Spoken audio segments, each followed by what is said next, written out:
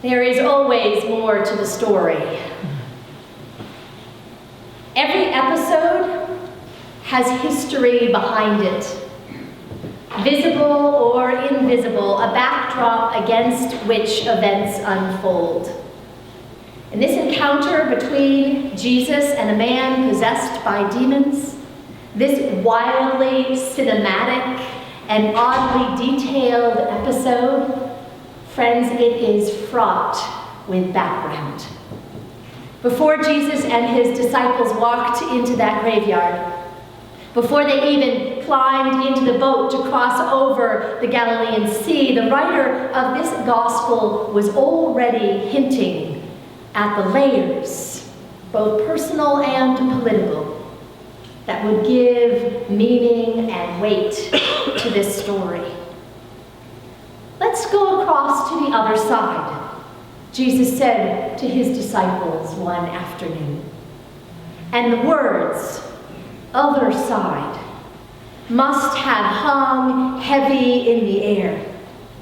Jesus wasn't just talking about an afternoon sail across Long Island Sound. On the other side lay the Decapolis, a region of 10 Roman cities, all culturally and religiously Greco-Roman, that is, not Jewish, all under the thumb of the Roman Empire. To cross over Galilee was to venture into an utterly unfamiliar terrain for those disciples of Jesus. And it wasn't just the cultural differences or the fact that up until that afternoon, Jesus had focused his ministry on the members of his own Jewish tribe. The gospel writer, Mark, says that when they crossed over, they went into the country of the Gerasenes, meaning the region around the town of Gerasa.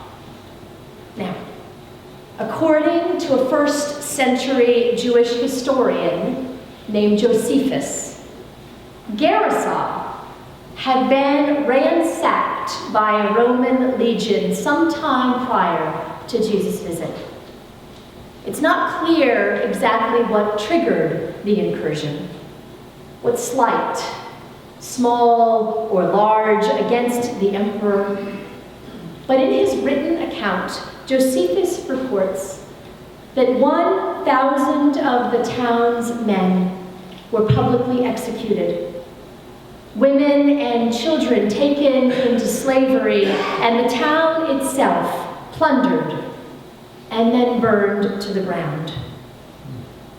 Those of us who have been gathering to listen to the Rob Bell podcast, Jesus H. Christ, learned this little bit of history back in episode 6.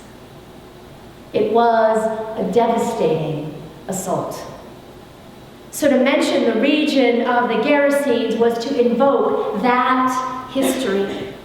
Listeners couldn't help but call to mind the ordeal that had been endured.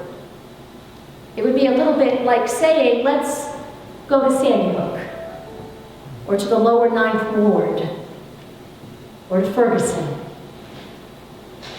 So you see what I mean when I say that this story is fraught with background. One begins to wonder what grief or pain may have driven that man who lived in the tombs. Was his own family buried there? Was his heart hollowed out by grief? Or did those tombs merely mimic a deadness he felt inside? Had he or members of his community been brutalized by those Roman soldiers? Had he dared to speak out against an oppressive system and suffered the consequences? Or was it his silence that had gradually driven him mad? What dehumanizing experiences, what denial of freedom or dignity may have sparked his rage? We can't know for sure the nature of the shackles against which he fought. But his struggle may be heart-achingly familiar to those who have been constrained by the chains of abuse, bias, or bigotry, to those who have suffered the brutalities of body or of spirit. You may well know what it's like to be shackled by an addiction or an abusive relationship or a system bent on denying you your full humanity. If so, then what Jesus does next may feel deeply personal, because what he does is set that man free from his torment. Restore him to his community where his neighbors find him clothed and in his right mind. Jesus' conversation with the Gerasene demoniac also takes on a distinctly political tone once you know the history. What is your name? Jesus asks. Because to name something is to diminish its power over you. What is your name? I am called Legion, replies the demon. Legion as in a Roman military force, source of that entire region's trauma. This episode reads like an indictment of an impressive Roman oppression, and Jesus' actions like a shot over the bow. You may think you have the power, Imperial Rome, but you don't know the half of it. Even the demons themselves recognize the truth. You can feel the power dynamics shift the moment Jesus walks onto the scene, looks the demon squarely in the eye, and orders it to come out. Legion begs Jesus not to banish them. And so instead, Jesus sends them into a herd of 10,000 pigs that happen to be grazing on the hillside. And if this seems like an odd moment to you, let me call to mind the first time that a legion of soldiers was drowned as they pursued people escaping from slavery. Those Egyptian soldiers, that army that was washed away in the Red Sea as Moses led the Israelites into freedom. Like that Egyptian army that pursued the fleeing Israelites, this legion was drowned in the sea. This week, as we honor the legacy of the Reverend Dr. Martin Luther King Jr., I cannot help but read this story in light of our ongoing struggle to cast out the demons of structural racism in our own country and culture. I've just been attending my most recent anti-racism facilitator training to prepare to co-lead anti-racism workshops for our churches and clergy in the Southern New England Conference. Some of you know that this has been something around which I have committed time and energy for many years. And every time I do this work, I am reminded that the road before us is long and winding, because so is the road that got us here in the first place. Every conversation we have about racism in the United States, every policy debate, every interpersonal exchange is fraught with over 400 years of history.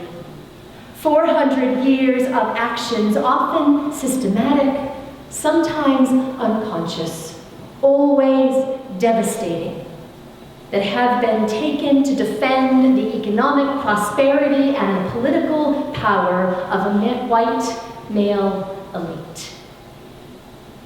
The very distinctions that we use to talk about race were fabricated to justify slavery, to support an argument that black and brown folks were fundamentally inferior to whites and therefore well-suited to enslavement.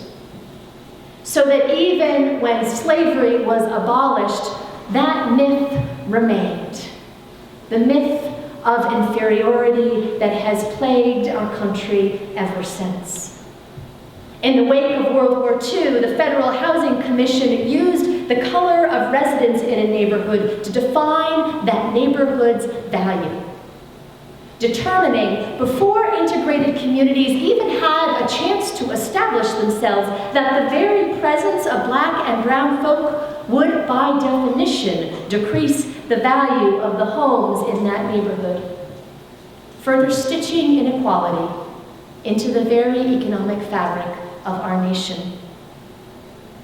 Friends, those practices have everything to do with the devastating fact that African Americans now have 1/8 the wealth of white people in this country. According to some measures, the average personal wealth of an African American in this country is something like $128. There is always more to the story.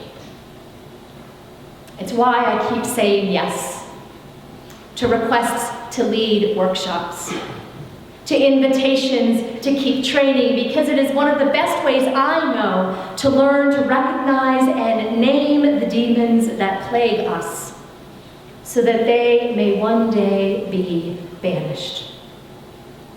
For some of us, I know those demons have been visible all along, and the shackles have sometimes been literal chains.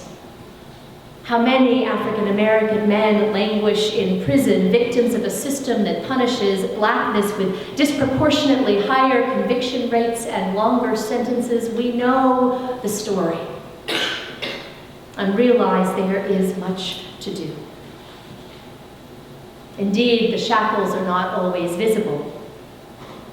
There's the shackle that keeps a young brown man from speaking up when classmates make fun of his hair, or presume that he's not smart enough for an honors class.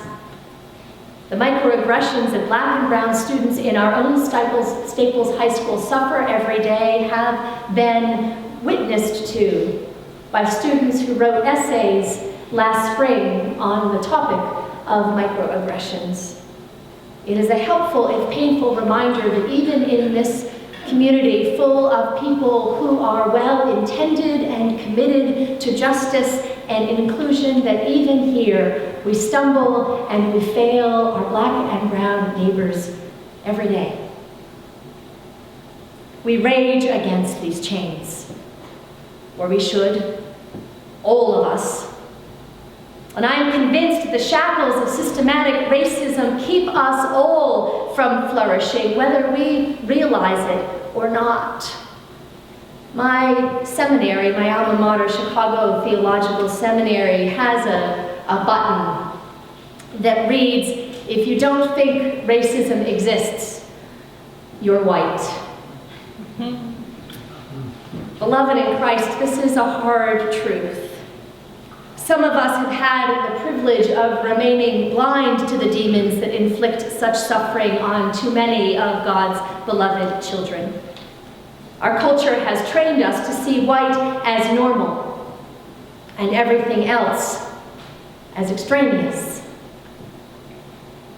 If this reflection surprises you, if you are yet unconvinced that racism still systematically constrains and torments Black and brown folks in our country, then I invite you to join me as together we cross over to the other side.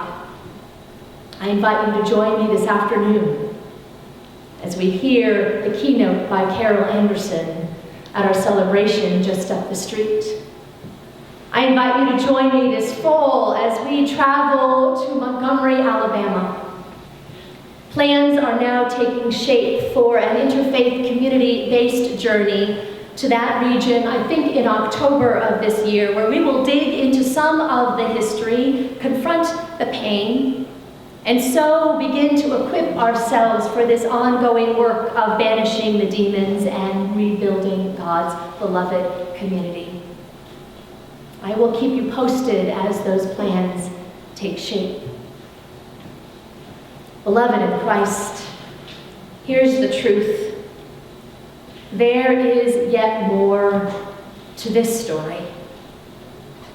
Jesus met that man in the tombs, but he did not leave him there, nor does he leave any of us. Jesus came to set us all free from the self-consuming greed that gave birth to legalized racial discrimination, and from the suffering that generations of Black and brown members of our society have endured. The work of achieving racial justice, it is ongoing. But there is one who empowers our every effort to preserve the humanity and integrity of all God's people. You see, at the heart of this hard, holy labor is this affirmation, that there is one who sees us, no matter what.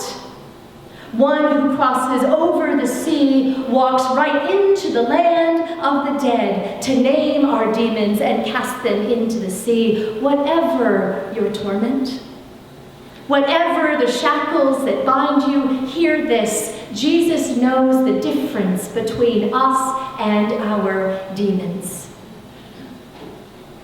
And Jesus is prepared to cast out what is destructive and embrace all the rest. With him at our side, I trust that we do indeed have the power to set all the captives free. May it be so. Thanks be to God.